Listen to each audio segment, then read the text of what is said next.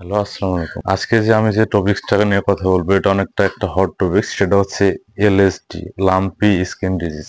আপনারা lumpy skin ডিজিজের কথা অনেকেই শুনেছেন।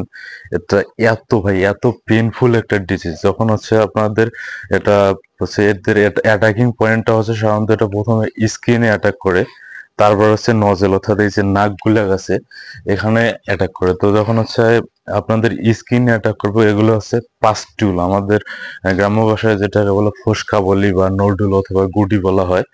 এটা যখন হয় এটা ক্ষত সৃষ্টি হয়। এদের মনে করেন যে টেম্পারেচার 160 ডিগ্রি, 5 ডিগ্রি বা 106 ডিগ্রি পর্যন্ত যাইতে পারে। আপনি শরীরে হাত দিতে পারবেন না, মানে এত খারাপ অবস্থা হয় গরুর। আর সাধারণত দেখবেন যে আহ, এই লাম্পি স্কিন ডিজিজ হলে সাধারণত আমাদের যারা অ্যান্টিবায়োটিক দেই অথবা এনএসএআইডি অর্থাৎ নন স্টেরয়েডিয়াল অ্যান্টি ইনফ্ল্যামেটরি একটা ড্রাগ, এগুলো যারা সাধারণত প্রয়োগ করে না, আহ, তাদের গরুগুলো সাধারণত 90% ক্ষেত্রে, আমার সত্যতা আপনারা যাচাই করতে পারেন যে 90% ক্ষেত্রে এই গরুগুলো মারা যায় না। আর এটা সাধারণত সব থেকে বাছুরের বেশি মারাত্মক প্রভাব পড়ে। বিশেষ করে সাধারণত যে শাহিওয়াল গরুর ক্ষেত্রে, যেগুলো সাধারণত গরুর স্কিন, এর চামড়াগুলো অনেক লুজ, এগুলো লাম্পি স্কিন ডিজিজটা অ্যাটাক করে বেশি। আর এটার বাহন সাধারণত মশা মাছি থেকে এটা ছড়ায়। তাই আপনারা যতটা পারেন আপনাদের যে মানে খামার করার ক্ষেত্রে সতর্ক হবেন যে যাতে সাধারণত মশা মাছি থেকে বিরত থাকে।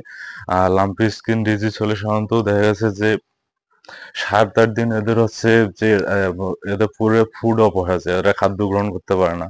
তার মধ্যে আপনার মনে করেন যে যদি ওই গরুটা যদি দুধের গাভী হয়, তাহলে আপনি দেখেন যে পুরো পুরোপুরি মিল্ক প্রোডাকশন যেটা ড্রাস্টিকলি অনেক কমে যাবে। অর্থাৎ আপনি পুরোপুরি ফাইন্যান্সিয়ালি একটা মনে করেন যে ব্যাকফুটে পড়ে যাবেন।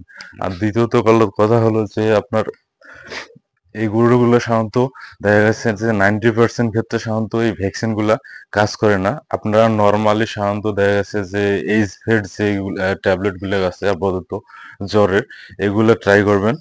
আর যতটা পারেন এই গরুগুলোকে সেপারেট রাখবেন। আর আপনারা অবশ্যই আপনাদের এলাকার ভালো কোনো প্রাণী সম্পদ যে অধিদপ্তর আছে অথবা চিকিৎসক আছে তাদের শরণাপন্ন হবেন। সবাই ভালো থাকবেন, সুস্থ থাকবেন। দেখা হবে আগামী ভিডিওতে। আল্লাহ হাফেজ।